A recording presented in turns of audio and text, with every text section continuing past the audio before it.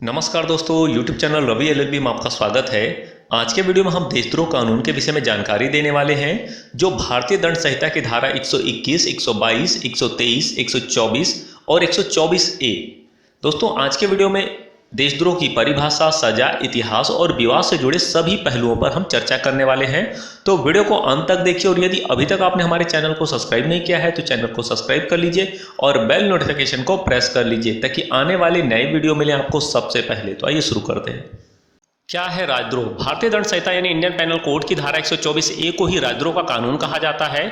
अगर कोई व्यक्ति देश की एकता और अखंडता को नुकसान पहुंचाने वाली गतिविधियों को सार्वजनिक रूप से अंजाम देता है तो वे धारा 124A के अधीन आता है। साथ ही अगर कोई व्यक्ति सरकार विरोधी सामग्री लिखता है, बोलता है या ऐसी सामग्री का समर्थन करता है, राष्ट्रीय चिन्हों का अपमान करने के साथ संविधान को नीचा दिखाने की कोशिश करता है तो उसके खिलाफ भी IPC की धारा 124A में राजद्रोह का मामला दर्ज हो सकता है।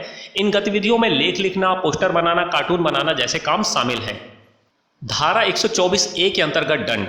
भारतीय दंड संहिता की धारा 124A के अंतर्गत यदि कोई व्यक्ति दोषी पाया जाता है तो उसे आजीवन कारावास अथवा आजीवन कारावास तथा जुर्माना अथवा 3 वर्ष तक का कारावास अथवा 3 वर्ष तक का कारावास व जुर्माना अथवा जुर्माने से दंडित किया जा सकता है।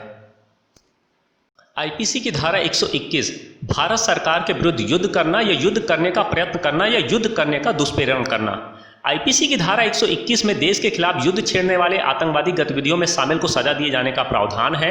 अगर कोई शख्स भारत के खिलाफ युद्ध करता है या ऐसी कोशिश करता है या ऐसे लोगों को बढ़ावा देता है तो उम्र कैद से लेकर फांसी तक की सजा हो सकती है।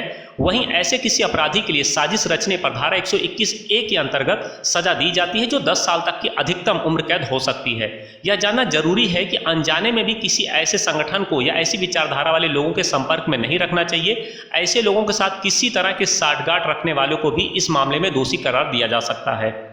IPC की धारा 122 भारत सरकार के विरुद्ध युद्ध करने के आशय से आयुध संग्रह करना।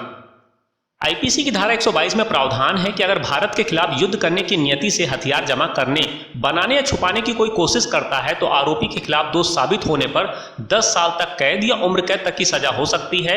इन लोगों का साथ देने वालों के लिए धारा 123 में 10 साल तक की कैद का प्रावधान है। वहीं IPC की धारा 124 में राष्ट्रपति या राज्यपाल पर हमला करने वालों को सजा दिए जाने का प्रावधान है। राजद्रोह कानून का इतिहास। यह कानून आज से नहीं बल्कि अंग्रेजों के जमाने का है और आज़ादी से पहले भारत में मौजूद था। यह कानून अंग्रेजों ने 1860 में बनाया था और 1870 में इसे दंड संहिता में शामिल कर दिया गया। उस वक्त अंग्रेज इस कानून का इस्तेमाल उन भारतीयों के लिए करते थे जो अंग्रेजों के खिलाफ आवाज़ उठाते थे। आज़ादी की लड़ाई के दौरान भी देश के कई क्रांतिकारियों और सेनानियों पर यह केस लगाया गया था।